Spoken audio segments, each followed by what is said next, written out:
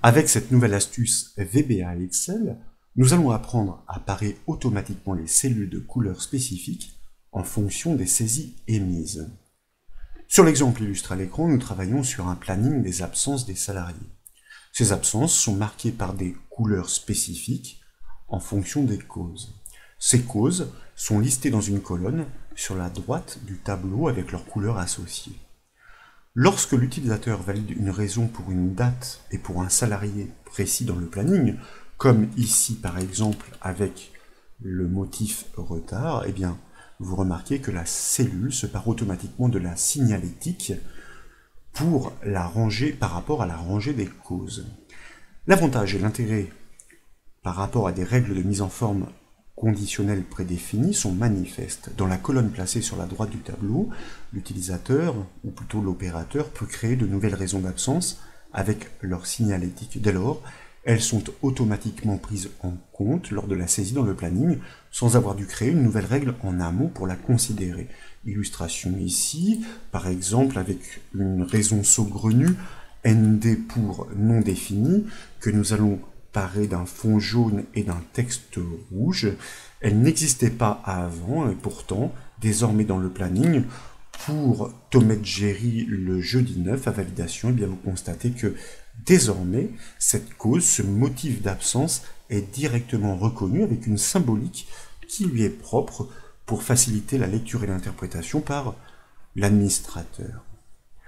Pour développer cette solution, nous suggérons d'appuyer l'étude sur cette feuille offrant ce planning des absences et cette colonne des causes. Et bien sûr, ce classeur Excel est offert au téléchargement depuis le site bombache.fr. Nous retrouvons bien le planning des absences au centre de la feuille. Il est déjà enrichi de certaines informations.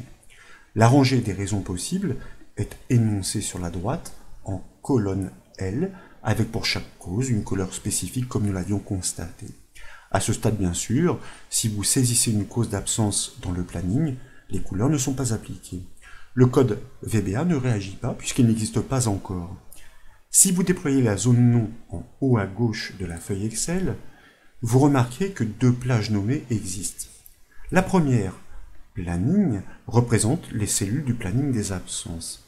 La seconde, qui se nomme raison, représente la colonne des causes des absences. Bien sûr, nous exploiterons ces noms en VBA. Pour appliquer automatiquement des couleurs, en fonction de la saisie de l'utilisateur, nous devons créer une procédure événementielle capable de se déclencher à chaque modification de données. Nous en avons l'habitude, il s'agit d'associer l'événement Change à la feuille active. Pour débuter donc, je vous invite à réaliser le raccourci clavier Alt F11, comme vous le savez, pour basculer dans l'éditeur VBA Excel, puis dans l'explorateur de projet sur la gauche, à double-cliquer sur l'élément Feuille 1 couleur auto. C'est ainsi que nous affichons la feuille de code VBA associée à la feuille du planning. Elle apparaît donc au centre de l'écran, elle est naturellement vierge à ce stade. Désormais, en haut de cette feuille de code, je vous propose de déployer la liste déroulante de gauche pour choisir dans les propositions l'objet Worksheet. Celui-ci désigne la feuille active et cette action a pour effet de créer la procédure événementielle Worksheet Selection Change. Ce n'est pas celle qui nous intéresse car il n'est pas question de déclencher un code VBA au changement de sélection, mais au changement de valeur. C'est la raison pour laquelle dans l'enchaînement nous déployons la liste déroulante de droite pour choisir l'événement associé Change. Cette fois, nous créons la procédure Worksheet Change. C'est bien elle qui nous intéresse. De fait, la précédente peut être supprimée, ce que nous faisons en la sélectionnant et en la supprimant avec la touche Supr du clavier. La variable target, qui est passée en paramètre de la procédure, représente déjà la cellule modifiée par l'utilisateur sur la feuille. Nous avons néanmoins besoin de deux variables supplémentaires. La première doit représenter la cellule de la cause correspondant à la saisie dans la plage nommée raison. La seconde doit représenter l'intersection entre les cellules du planning et la cellule modifiée par l'utilisateur. C'est ainsi que nous saurons s'il s'agit bien d'une case à considérer par le code VBA. Donc, entre les bornes de cette procédure événementielle, je vous propose de débuter la déclaration de variables, mot-clé dim, en commençant par un objet que nous nommons cellule et que nous typons naturellement comme un range pour représenter une plage de cellules. Et bien sûr, dans la foulée, mot-clé dim de nouveau, je propose de déclarer une variable objet que nous nommons intersection et que nous typons elle aussi comme un range, puisqu'elle doit représenter la plage de cellules à l'intersection du planning et des cellules modifiées par l'utilisateur sur ce même planning si d'aventure, effectivement, il ne s'agit pas de cellules en dehors de ce planning. Dès lors, nous pouvons procéder à l'initialisation mot-clé set de cette variable objet intersection pour pouvoir pointer sur le croisement du planning et des cellules modifiées. Pour cela, l'objet VBA application propose une méthode qui se nomme tout simplement intersect pour savoir ce qu'il y a au recoupement de deux plages. La première est représentée par la plage nommée planning, comme nous l'avons constaté dans la zone non en haut à gauche de la feuille, et par là où les cellules modifiées par l'utilisateur représentées par l'objet target passé en paramètre de cette procédure. Ensuite, il n'est pas question de déclencher le code à chaque modification de valeur sur la feuille. Ces modifications doivent concerner uniquement les cellules du planning. Pour cela, il suffit de réaliser un test sur cette plage nommée intersection que nous venons d'initialiser. Donc, nous enclenchons une instruction conditionnelle if avec une double négation if not sur notre objet intersection pour savoir si ce croisement n'est pas nul. If not is nothing. En d'autres termes, comprenez si cette intersection porte bien une plage. Si le croisement entre les cellules du planning et les cellules modifiées par l'utilisateur conduisent bien à une ou des cellules. La suite du développement est cousue de fil blanc. Il s'agit d'intercepter la saisie de l'utilisateur sur le planning et de rechercher la cause de l'absence dans la plage qui est nommée raison, je vous le rappelle.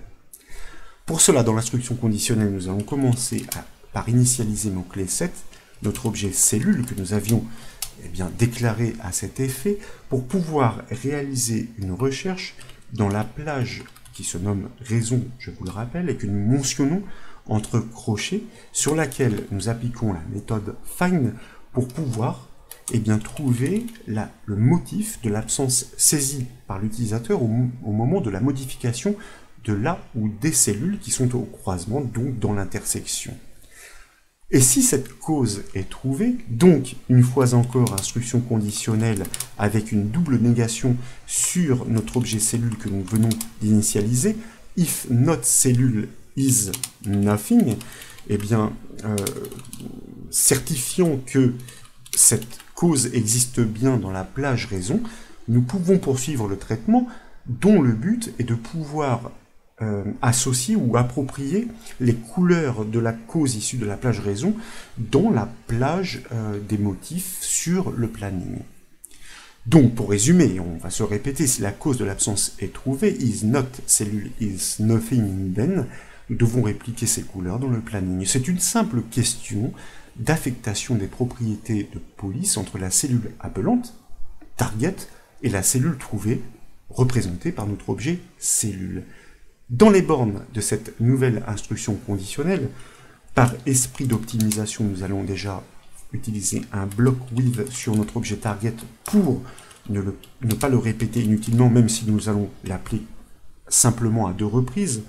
Nous souhaitons agir sur sa couleur de fond, donc par voie hiérarchique, nous appelons sa propriété intérieure pour pouvoir descendre jusqu'à sa propriété enfant color, qui représente la couleur de fond, pour la faire correspondre avec la couleur de fond intérieur et color du motif trouvé dans la plage raison représentée par notre objet cellule. Nous allons faire de même pour la couleur de police, propriété font, propriété enfant color, pour pouvoir la faire correspondre, cette couleur de police, avec la couleur de police de notre motif d'absence trouvé dans la plage raison, propriété font, propriété enfant, color. Je vous propose d'enregistrer les modifications et de basculer sur la feuille Excel.